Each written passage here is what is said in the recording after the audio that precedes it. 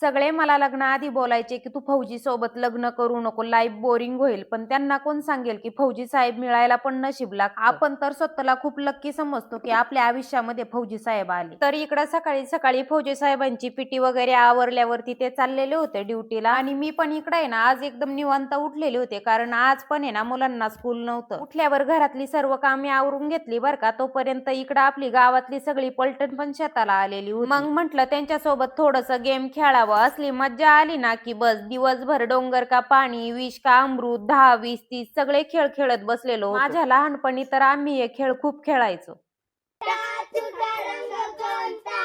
तर संध्याकाळ झाल्यानंतर इकडं मस्तपैकी मांजरांसाठी दूध वगैरे तापून ठेवलं. नंतर इकडं मुलांना बसवलेलं होतं स्टडीला. आता माझे दोन्ही पण स्वेटर मी वॉश केलेले होते बरं आणि ते सुकलेलेच नव्हते आणखी, आणि आम्हाला जायचं होतं सप्त्याला. मग म्हटलं डायरेक्ट फौजी साहेबांचं जॅकेट चढवावं. थोडंसं लॉंग झालेलं होतं पण म्हटलं चालतंय. खुशीचं त्यांचं चाललं होतं की मम्मी छान दिसतंय जर्किंग म्हणून. नंतर त्यांचा स्टडी वगैरे घेतला कारण सकाळी जायचं होतं त्यांना लवकर स्कूलला. मग म्हटलं आता स्टडी करून घ्या. स्टडी करता करता ना मांजरं पण एवढी मध्ये मध्ये करत होती ना की बस. नंतर इकडं आला आपल्या फौजी साहेबांचा कॉल. त्यांची ड्युटी संपलेली होती आणि ते क्वार्टरला रिटर्न चाललेले होते बरं का. पण नेटचा इश्यू असल्यामुळे ना व्हिडिओ कॉलवर बोलणं काही व्यवस्थित झालं नाही. त्यानंतर आवरून निघालो आम्ही सप्त्याला जाण्यासाठी. तर पुन्हा भेटूया आपण उद्याच्या ब्लॉग मध्ये. तोपर्यंत बाय बाय.